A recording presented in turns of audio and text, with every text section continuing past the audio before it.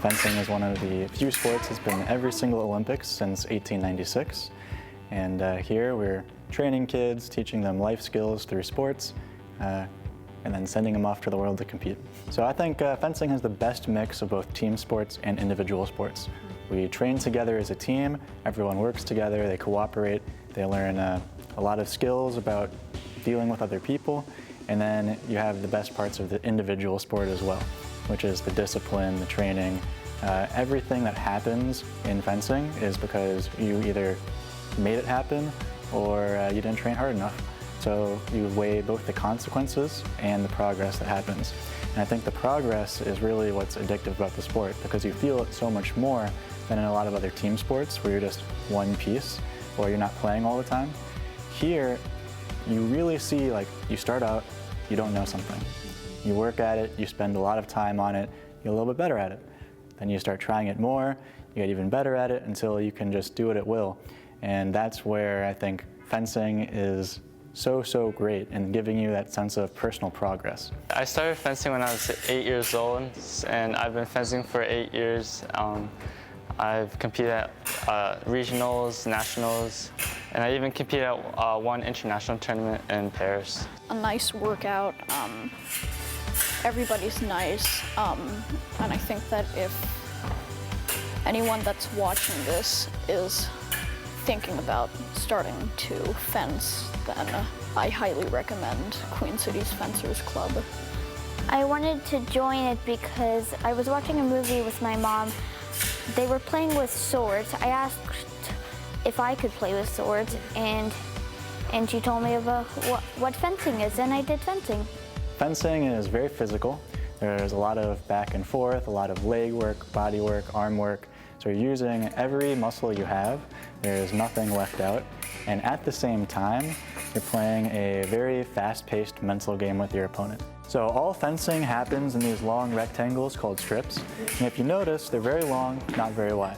There's no side-to-side movement in fencing. It's all forward and backwards. And that's where you see the classical on-guard position, where both legs are bent. So you can move, push with the back leg and go forwards, or push with the front leg and go backwards.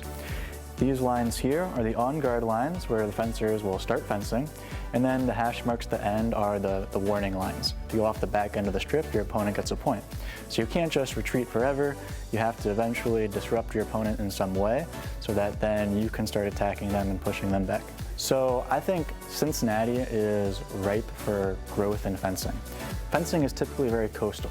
A lot of ginormous clubs in New York, and enormous clubs in LA and San Francisco, and then little clubs all around the country. And I think Cincinnati is a perfectly suited city for fencing to become big in. There have been so many Olympians who have come here, and we have this rich history with the sport that I think it's time to rebuild and grow an Olympic strength program here. Fencing is for everyone, right? There's no barriers here. We have all the equipment you could need. We have the expert coaching.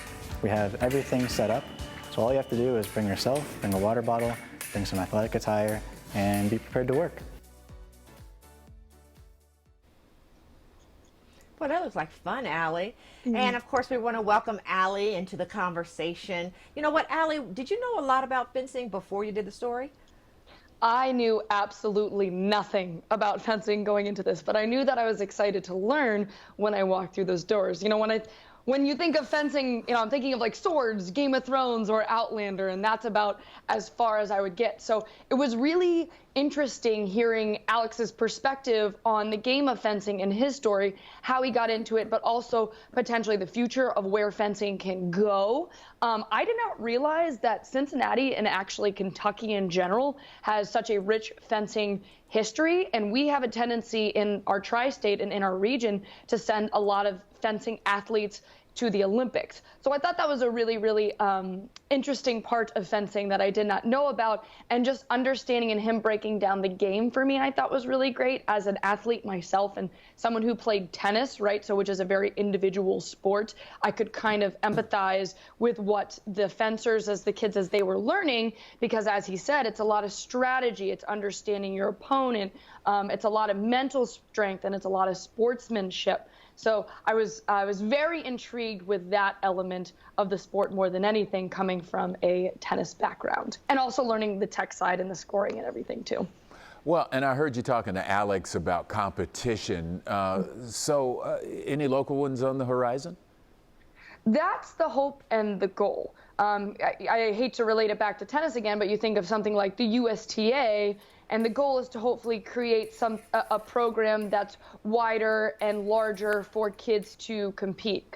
And like anything, in order for to get better at any sport or any hobby, you have to practice, and you need to compete, and you need to compete with kids who are better than you. And there is a hope that there will be more competition on the horizon. Obviously we're still in COVID, so that's not happening at the moment, but it's growing. And I think you're seeing also a side effect of other sports like football and contact sports. Not as many kids and parents are inclined to maybe pursue that path, and other sports like fencing are highlighted and growing. So I think it's exciting, and I hope Cincinnati can really launch something and be a staple for us, because it allows kids to potentially pursue a different future, go to college and maybe get a scholarship, and who knows if they really want to end up in the Olympics. So it was a very unique, interesting story, and I really enjoyed talking to Alex and learning about the sport. So check them out online or on Facebook. And follow them on Instagram. The kids love they love the gram. They are big proponents of the gram. All right, Allie, great job as always.